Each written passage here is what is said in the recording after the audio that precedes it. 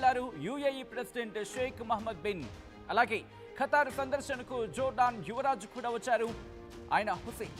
రేపు ఖతార్కు వెళ్లబోతున్నారు సౌదీ యువరాజు Mohammed bin Salman. ఇక మంగళవారం దోహాలో ఉన్న హమాస్ నేతలపై ఇజ్రాయెల్ దాడికి పాల్పడింది. ఈ దాడిలో హమాస్ కీలక నేత ఖలీల్ అల్ హయ్యా అతని కుమారుడితో పాటు 6 మృతి చెందారు. ఇజ్రాయెల్పై సీరియస్ యాక్షన్కు సిద్ధమవుతోంది అరబ్ దేశాలంటూ కూడా ప్రస్తుతం చర్చ జరుగుతుందంటే అర్థం చేసుకోవచ్చు. ఆర్థిక ఆంక్షలు సహా దౌత్య సంబంధాలు తెంచుకునే అవకాశం ఉంది అంటూ కూడా చర్చ జరుగుతుంటుంది.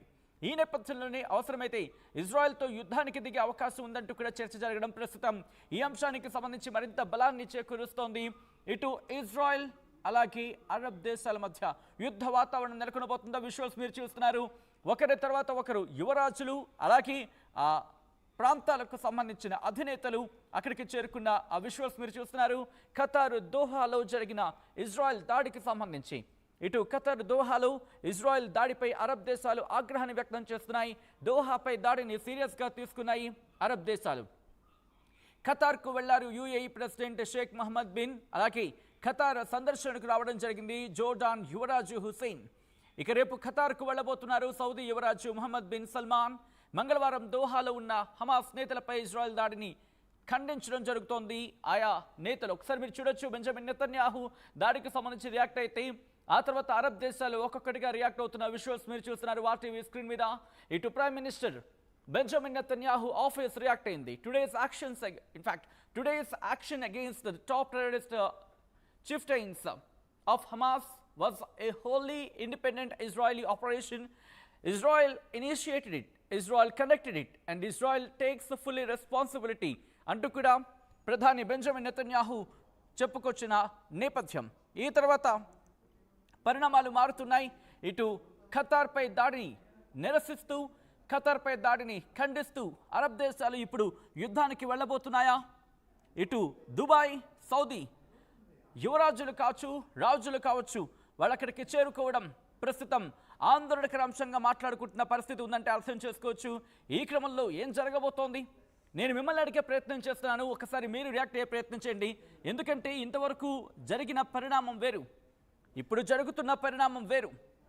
ఇజ్రాయెల్ వర్సెస్ అరబ్ కంట్రీస్గా మారబోతోందా? ఈ నేపథ్యంలో ఏం జరగబోతోంది? ఖతార్పై దాడిని నిరసిస్తూ ఇప్పుడు అరబ్ దేశాలు ఇజ్రాయెల్పై యుద్ధానికి దిగబోతున్నాయా?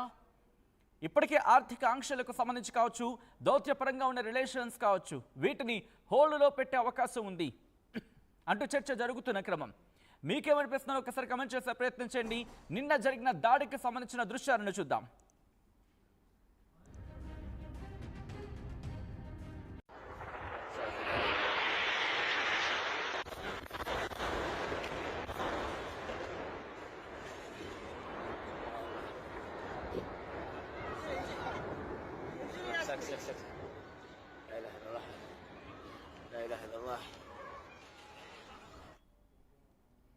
ఇప్పుడు అరబ్ దేశాలని ఏకం కాబోతున్నాయా?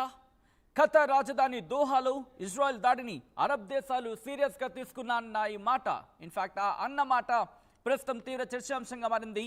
ఇటు దోహాలో ఉన్న హమాస్ నేతల టార్గెట్గా ఇజ్రాయెల్ దాడికి పాల్పడిందని చెప్పి స్వయాన ఇజ్రాయెలే ఒప్పుకుంది.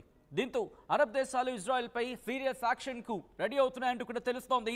ఖతార్ రాజధాని దోహాలో ఇజ్రాయెల్ దాడిని అరబ్ దేశాలు సీరియస్గా తీసుకున్నాయి. మంగళవారం దోహాలో ఉన్న హమాస్ నేతలపై ఇజ్రాయెల్ దాడి చేసిన విషయం మనం చూసాం. ఇన్ఫాక్ట్ ఆ దాడికి సంబంధించి ఈ దాడిలో హమాస్ కీలక నేత ఖలీల్ అల్ హయ్యా అతని కుమారుడితో పాటు 6 మృతి చెందారు. అరబ్ దేశాలు ఇజ్రాయెల్పై సీరియస్ యాక్షన్కు సిద్ధమవుతున్నాయంటూ కూడా తెలుస్తోంది. UAE president Sheikh Mohammed bin వెంటనే ఖతార్కు వెళ్లారు. జోర్డాన్ యువరాజు హుసేన్ కూడా ఖతార్ సందర్శనకు రెడీ అవుతున్నారు. ఇక సౌదీ యువరాజు మహమ్మద్ బిన్ సల్మాన్ రేపు ఖతార్కు వెళ్లబోతున్నారు. దీంతో పాటు మరికొన్ని కీలకమైన డెవలప్మెంట్ చోటు చేసుకునే అవకాశం ఉందంటూ కూడా తెలుస్తోంది. ఇక ఆర్థిక ఆంక్షలు సహా దౌత్య సంబంధాలు తెంచుకునే అవకాశం ఉందంటూ కూడా నిపుణులు భావించడం జరుగుతోంది. అవసరమైతే ఇజ్రాయెల్తో యుద్ధానికి దిగే అవకాశం ఉంది అంటూ కూడా తెలుస్తోంది. ఈ అంశానికి సంబంధించి ఇప్పటికీ ఆయా దేశాలు రియాక్ట్ అయిన పరిస్థితి గురించి మనం మాట్లాడుకున్నాం, చర్చించుకున్నాం. ఇప్పుడు ఇదేం జరగబోతోంది? ఎందుకంటే కనుక ఇంతవరకు జరిగిన పరిణామం వేరు, ఇప్పుడు పరిణామం వేరు. హమాస్కు అరబ్ దేశాలు గట్టిగా షాక్ ఇచ్చిన సందర్భం, మరి ముఖ్యంగా గత కొద్ది నెలల క్రితం ఈ అంశం గురించి కూడా మాట్లాడుకున్నాం. బట్ ఇప్పుడు ఏ హమాస్ని టార్గెట్ చేద్దామని చెప్పి ఇజ్రాయెల్ అనుకుందో ఆ హమాస్ నేతలను టార్గెట్ చేసిన ప్లేస్ గురించి ఇప్పుడు మాట్లాడుకుంటున్న పరిస్థితి.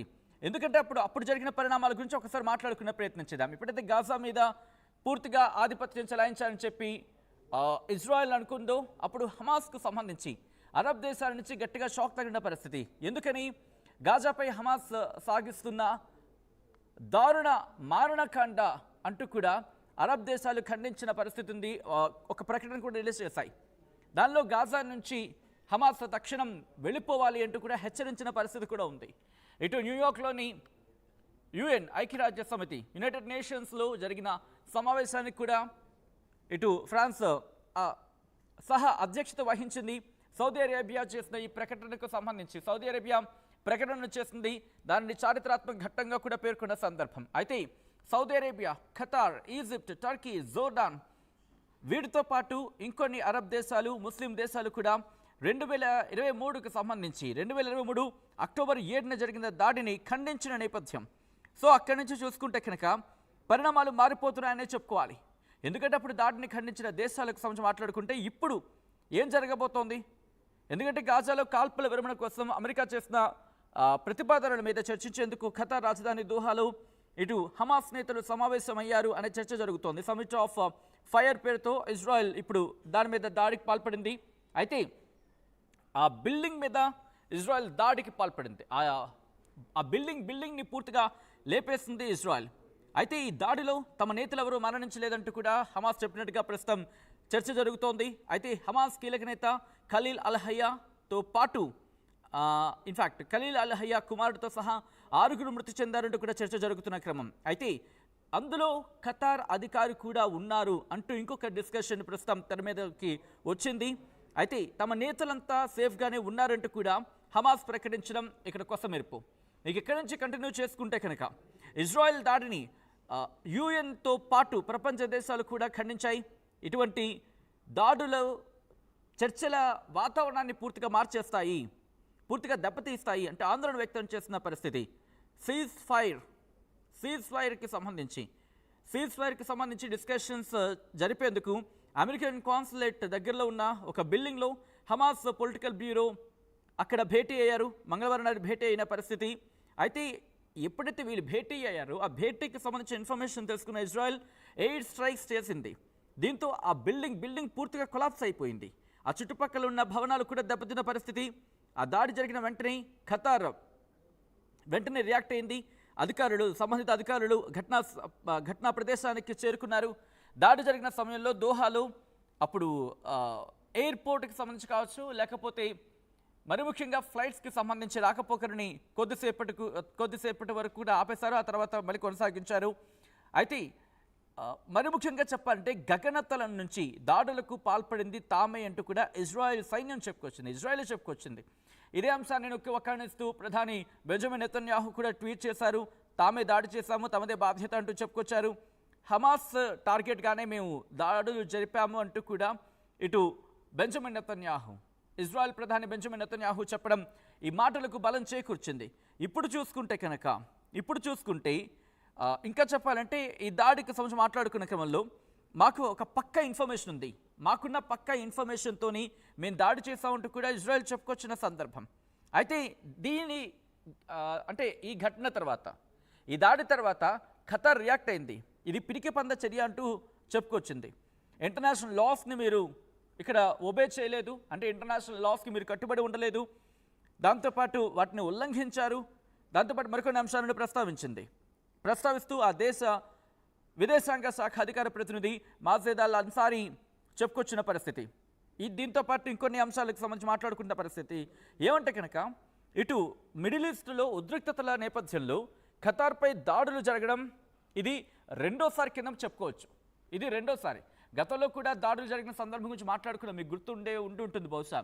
గతంలో కూడా ఇటు దాడుల గురించి మాట్లాడుకున్న క్రమంలో అప్పుడు ఐ థింక్ ఇరాన్ ఇజ్రాయెల్ మధ్య దాడుల నేపథ్యంలో అనుకుంటా, సబ్జెక్ట్ ద కరెక్షన్. ఎందుకంటే ఇరాన్ బహుశా దాడులు జరిపిందో, లేకపోతే ఎందుకంటే అమెరికా స్థావరాలు ఉన్నాయి అంటూ కూడా ఒకవేళ మేబీ ఇఫ్ దాని ఏమంటారు మై నాలెడ్జ్ ఈజ్ రైట్, ఒకవేళ కనుక అదైతే కనుక దాడి జరిపింది.